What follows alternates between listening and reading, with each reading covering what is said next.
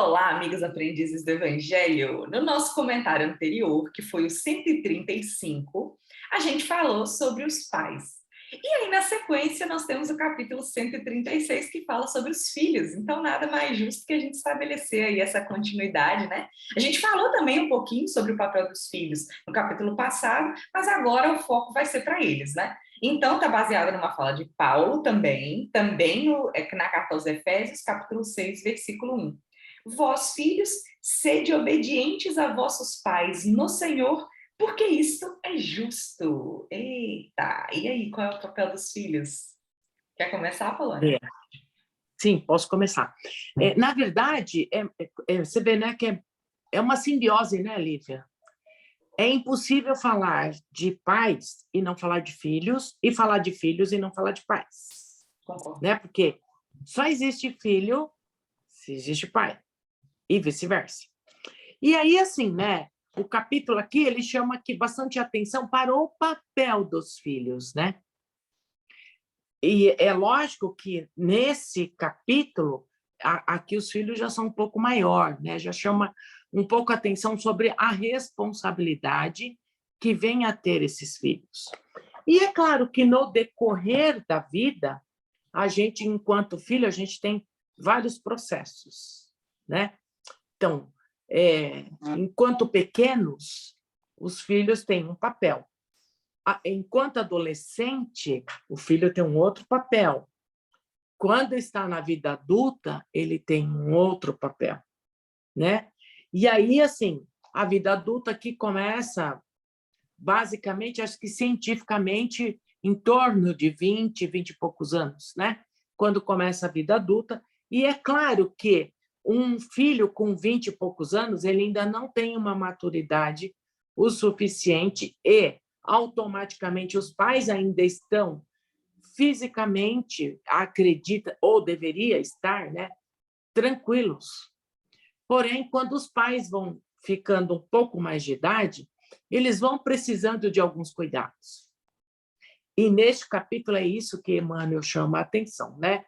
São esses cuidados que deve se ter com estes pais, né?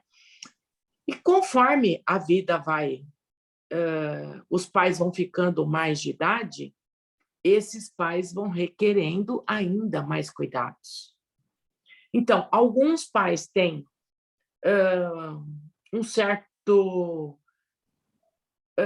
sei lá, um pouco mais de cuidado com a vida, talvez, né? Com a autoestima, se preparam melhor para a vida do idoso, e aí vai dar um trabalho um pouco mais tarde, e outros que não têm, ou por uma questão de doença, ou qualquer coisa assim, requerem os cuidados mais cedo a respeito, né?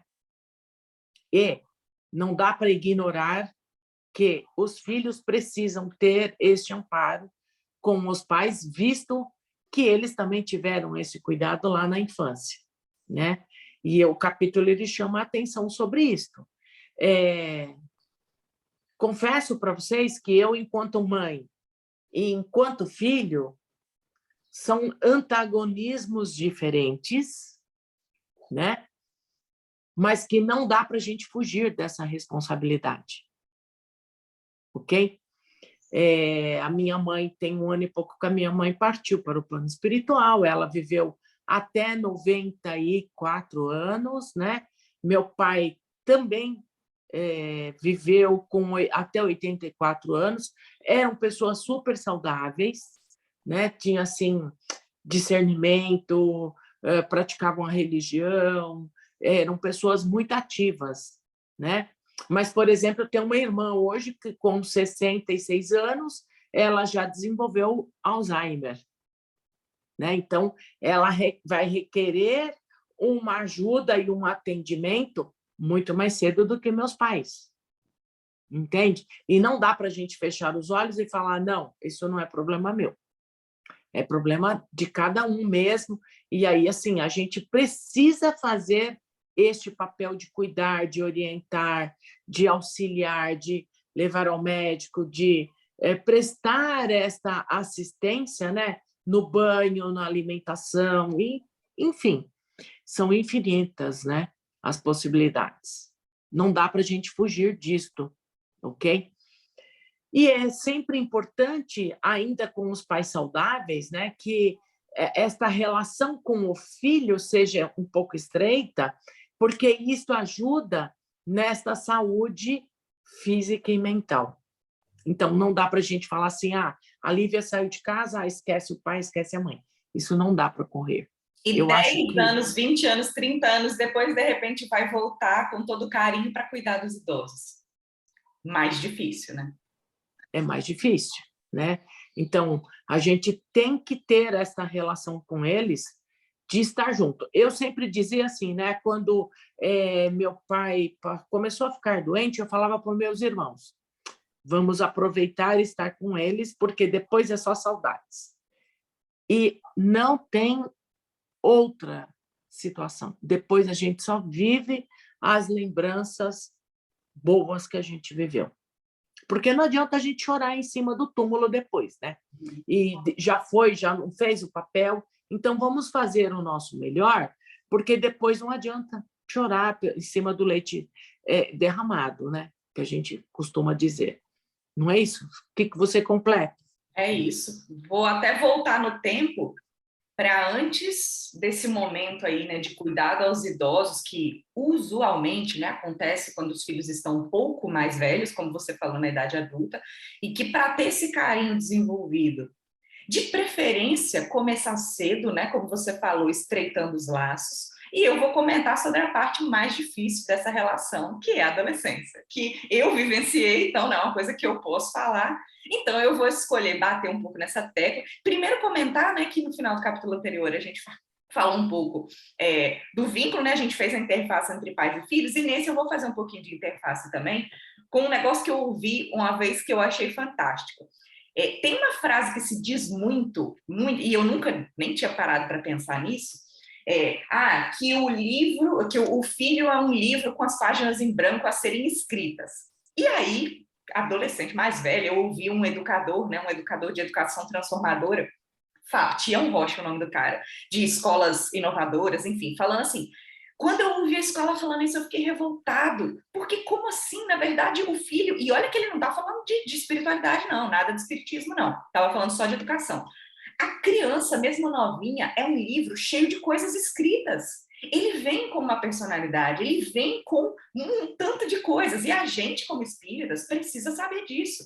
Ali a gente não sabe se a gente está recebendo um filho que tem 1000 anos, que tem 1 milhão de anos, vai saber quantas encarnações aquela criança já teve. E não tem jeito de ignorar isso.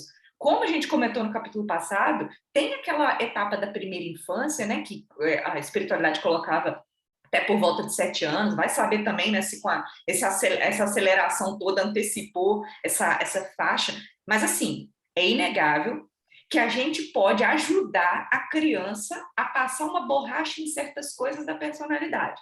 Então, é um papel absurdo dos pais a responsabilidade nessa primeira infância, principalmente com o exemplo, né, trabalhado dentro de casa. Nossa, muito. Como você falou, o Emmanuel aqui já está falando da adolescência para frente, porque é quando o filho pode ouvir a gente falando, pode ler essas páginas e tomar consciência do papel dele. E aí os filhos que já estejam em mínimas condições de interpretação precisam levar a sério, porque não é fácil, digo como filha, não é fácil inverter os papéis e se colocar no lugar dos pais. Aquela velha frase, você só vai entender quando você for mãe, quando você for pai. Eu diria que isso é verdade para 95% da população, assim. Alguns, claro, são espíritos que já vêm enobrecidos, que já vêm mais naturalmente carinhosos, e desde pequenos têm um papel de filho mais carinhoso. É normal, são espíritos mais evoluídos.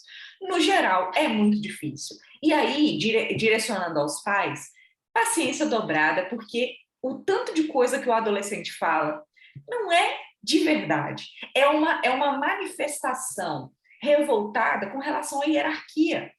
E aí, onde é que entra o ponto de transformação? No diálogo. Porque eu, por exemplo, sempre fui questionadora. Eu falei, não pode ir. Eu falei, por que não pode? Minha mãe, por que não? Como assim, por que não? E não tinha, né, uma argumentação. E as nossas gerações, a minha, as que estão vindo, estão ficando cada vez mais questionadoras, no sentido de assim, não, peraí, não quero confusão, só quero entender. E esse é um ponto que pode aproximar muito pais e filhos, a compreensão. E da parte de filhos que tenham uma mínima relação e compreensão com a espiritualidade, nós precisamos respeitar os genitores pela hierarquia natural, e como o Haroldo diz, uma palestra sensacional que chama Carta aos Jovens, em que ele fala com uma mocidade espírita, não interessa o papel que seus pais tiveram, não interessa se te abandonaram, não interessa se te criaram com uma relação terrível, agradeça por eles terem te colocado nessa encarnação, porque a fila para reencarnar está grande e você está aqui tendo a oportunidade. Então, agradeça. E o Haroldo tem uma história de infância complicadíssima, né? Ele viveu em várias casas. E ele falou, você vem falar para mim que é difícil? Então, ele fala por experiência própria. Agradeça que eles te colocaram no mundo. O Emmanuel aqui completa. Claro, não é porque os pais, às vezes, têm um comportamento ruim, vamos dizer assim, desvirtuado do evangelho, que o filho tenha que cair nessa junto. Claro, ele tem que buscar recursos para tomar uma atitude diferente, mas nunca a atitude de ingratidão. Na verdade, ele tem que se melhorar para poder até ajudar os pais no que for possível. Mas o papel dos pais de terem colocado no mundo, de ter dado essa chance, já é um motivo para gratidão. E para que passe o tempo que passar, ao chegar à velhice, a gente devolva essa tarefa deles de terem colocado ao mundo, criando bem ou não, com o cuidado na velhice. E aí o Emmanuel, no último parágrafo, que a gente adorou, né, deixa um recado importante, recado para os filhos. Não nos esqueçamos de que o filho descuidado, ocioso ou perverso é o pai inconsciente de amanhã e o homem inferior que não fruirá a felicidade doméstica. Então, ele está dizendo que o papel dos filhos vai se refletir no seu papel como cônjuge e vai se refletir no seu papel como pai. E aqui falando pai, né? Pai e mãe, sem gênero, né? Vai se refletir na forma como você lida com a sua família. Então, não importa o passado que você teve, você sempre pode exercer a gratidão, tomar uma atitude diferente, buscar ser o homem de bem, né? Buscar ser a mulher de bem e ter uma vida equilibrada em família e uma paternidade, uma maternidade equilibrada também. Essas foram as reflexões que o capítulo me suscitou. Mas é isso mesmo, né? As relações entre pai e filho, realmente, como eu falei no capítulo passado, a mais difícil é justamente a questão da adolescência. Aí cabe aos dois buscar conhecimento para que ele possa ter propriedades para enfrentar essa situação. Eu acho que é isso. Olha, eu só lembrei de um complemento importante que a gente não pode deixar de falar. O pai que se presta à responsabilidade de colocar o filho desde pequeno em um ambiente espiritualizado, por exemplo, numa evangelização infantil espírita, vai ter, talvez, porque o filho na adolescência pode optar por não ir, né? Lá em casa, meu irmão, por exemplo, optou por não ir, eu optei por ir. Aqueles que optam por ir, na mocidade espírita, essas discussões que a gente está tendo, esse alerta que o Emmanuel está fazendo, vão ser discutidos lá também. Então, vai ter uma possibilidade de amenizar alguns aspectos da adolescência que poderiam ser muito piores se o filho não estivesse ali. E que os pais não se frustrem caso o adolescente opte por não estar, né, por não continuar. Os pais fizeram a sua parte, plantar a semente. Teve o contexto no começo, teve uma evangelização, um catolicismo, principalmente um exemplo em casa, o papel está feito. Se o adolescente opta por romper, já é responsabilidade dele, porque já tem condições de julgar e já tem condições de tomar as próprias decisões. Então, que os pais acalmem o coração, né? É verdade. E sempre é o diálogo, né? Sempre é o diálogo. Não tem outra forma. E vamos, assim, ao encerramento? Vamos lá. Nós vamos, assim, mais uma vez, buscando tranquilizar e serenar os nossos pensamentos e sentimentos. Vamos, assim, buscando o símbolo da nossa casa Cataguases. Vamos imaginando que esse símbolo vai desprendendo as borboletas e vai adentrando o nosso lar. Buscando, assim, todos aqueles que convivem conosco, mas também buscando aqueles entes queridos que estão distantes do nosso lar. Que as borboletas possam sentar em seus corações, em seus mentais, para que possa despejar as energias necessárias, para que transforme neste momento todas as suas ações, os seus sentimentos, pensamentos, em excelentes energias, para que possa somar com as nossas, e vamos assim envolvendo todo o nosso planeta Terra, buscando esse símbolo ir crescendo, e vão desprendendo as borboletas, buscando os milhões, trilhões de pessoas existentes em nosso planeta, e que possam acalmando e serenando os pensamentos desse pessoal, buscando os leitos de dores, buscando todos aqueles que estão à frente desses trabalhos em prol do próximo, para que possam fortalecendo esses membros na sua caminhada e na sua jornada.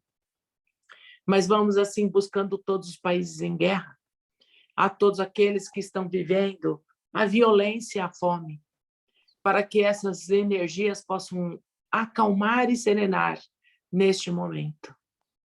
Mas vamos buscando o nosso país, buscando as energias do arco-íris, que vão assim as cores desprendendo do nosso país e buscando todos os restantes países deste planeta. Buscando todos os meios políticos desse país e deste planeta, para que despertem para as responsabilidades morais e espirituais. Vamos buscando neste país, Brasil, todos os povos que aqui vivem. Vamos buscando todos os irmãos que neste momento estão vivendo nas ruas, para que as suas necessidades possam ser estreitadas, acalmadas e serenadas. Vamos buscando todos os lares em desarmonias, que essas borboletas possam adentrar estes lares e que possam acalmar os seus ânimos, tanto dos filhos quanto os pais responsáveis. Que a luz de Jesus possa brilhar nesses lares. Mas também buscamos os lares que estão em harmonias, para que possam, desta forma, estreitar esses laços, para que todos possam viver em paz e que possa transbordar essas energias a todos aqueles irmãos que necessitam. Vamos ainda buscar a nossa casa em Cataguases, que possa ser assim estreitada esses laços a todos os membros deste grupo, mas principalmente os seus dirigentes. E vamos ainda doar essas energias a Bezerra de Menezes no espaço, para que ele possa, sim, utilizar aonde se faz necessário. E nós vamos, assim, dando graças a Deus. E até a próxima semana. Que assim seja. Até a próxima.